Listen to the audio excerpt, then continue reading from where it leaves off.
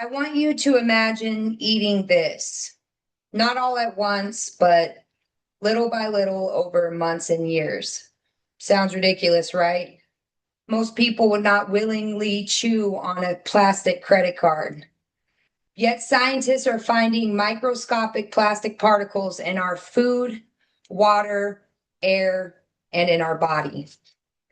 According to a 2025 peer-reviewed study published in Nature Medicine, researchers have detected concentrations of microplastics in post-mortem brain tissue, suggesting that there is 6.9 grams of microplastic in the average human adult brain. So the size of this credit card or a plastic spoon is in your brain. Today, I will discuss why plastics were originally invented and celebrated, when scientists began recognizing their environmental consequences, and why reducing unnecessary plastic exposure deserves more attention in your everyday life.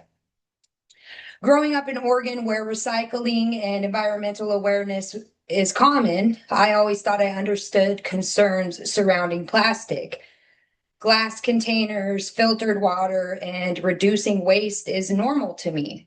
But after pursuing a degree in healthcare and learning more about how the body interacts with its environment and that our skin is our largest organ and it absorbs just about everything, I realized that the conversation around plastic is much further than litter and pollution. That curiosity led me to research microplastics and the impact it has on the human health. First, I will explain why plastics were invented and the benefits they provided in areas such as affordability and healthcare. Then I will examine when scientists began recognizing the environmental impact of widespread plastics and what we did to try to reduce it.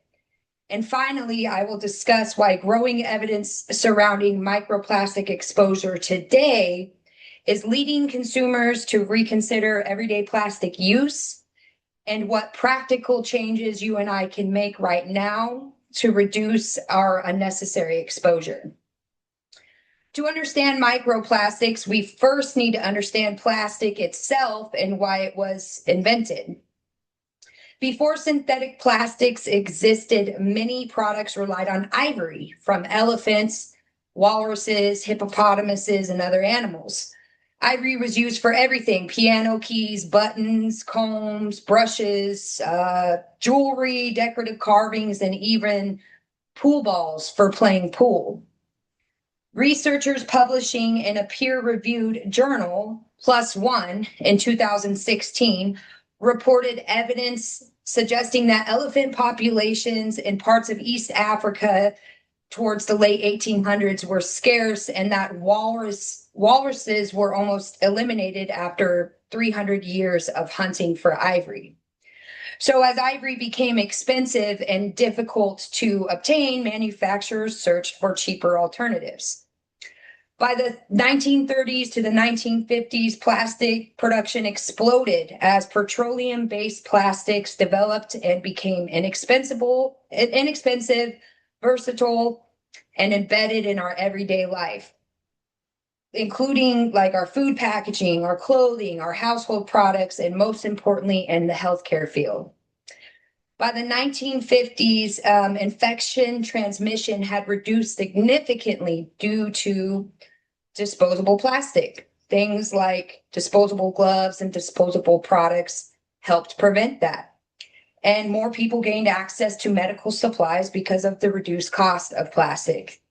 So now that we know how plastics were developed and what they helped with, I will talk about when we started to recognize their environmental impacts. In the 1960s, only a decade after plastics were developed, people started noticing debris in the ocean. But according to the California Coastal Commission, a 1969 oil spill that released more than 4 million gallons of crude oil in the ocean was the turning point in environmental awareness. Although it wasn't direct plastic pollution, it started shifting public attention towards environmental problems caused by industries connected to fossil fuels and those that use fossil fuel to create plastic. people started to push for cleaner air and cleaner water, pollution regulations, and environmental protections. So, in 1970, the United States Environmental Protection Agency developed, and its purpose is to protect human health and the environment. The EPA was developed to enforce regulations such as the Clean Air Act, the Clean Water Act, and the Safe Drinking Water Act. So during this time, people also started to realize that plastic really doesn't disappear. And that's when they started to recycle. The focus was on managing the waste rather than reducing its production. In a 2004 study published in the journal Science, marine biologist Richard Thompson and his colleagues reported evidence of microscopic plastic fragments accumulating in oceans and found inside wildlife. This helped shift scientific focus towards what we now call microplastics. So what are microplastics? What are they in, and how do they affect us? There are two forms of microplastic, primary and secondary. Primary microplastics are plastics intentionally made small for products. So just a few examples of products that primary microplastics are in is like our toothpaste, our face washes, kids' toys, and synthetic textures like polyester. So about 70% of all of our textile products, so our clothing, our blankets, our furniture, has polyester in it. So primary microplastics is what it's made of. And secondary microplastics are just small particles broken down from larger plastics over time by heat, friction, or weather. Some examples are plastic water bottles, food packaging, polyester clothing, or outdoor kids' play toys. So while plastic doesn't fully disappear, it fragments off everywhere all the time. Containers so if we heat up our food in plastic or we drink from plastic water bottles, small plastic fragments have been released into your water and your food, and you're consuming it. Right now, scientists are studying microplastics and what they are doing to our overall health. Microplastics have been found in fish, birds, insects, and even in our soil. This is affecting our soil's organisms, so like earthworms, bacteria, and microbes that are tied to our food production. These organisms contribute to the overall process in which our fruits and vegetables are grown. They are important for our plants that we eat because they push nutrients through the soil.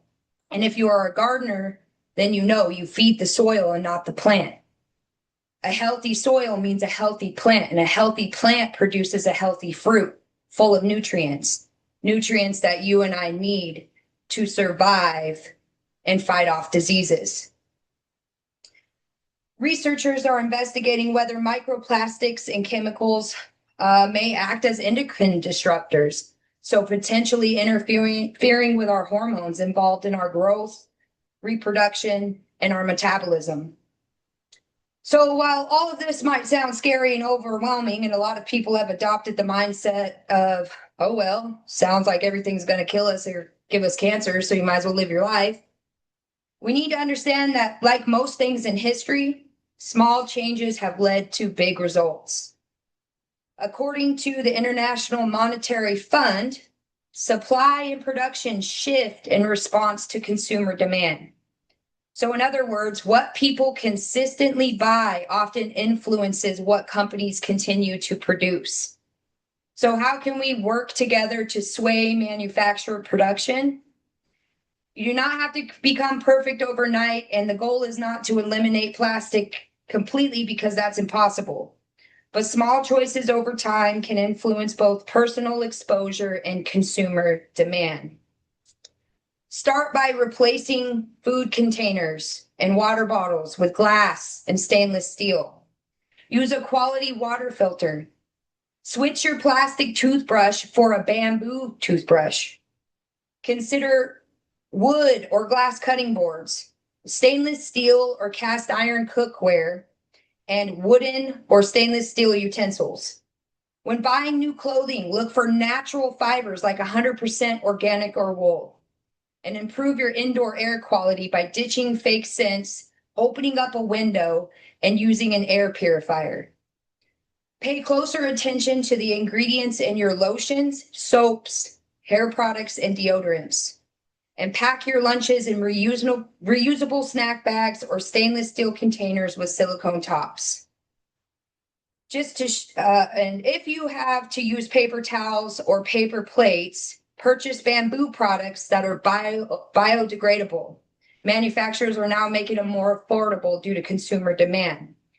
And in recent years, water delivery services have now started offering glass 5-gallon containers with ceramic bodies and stainless steel spigots because consumers wanted better options for their water.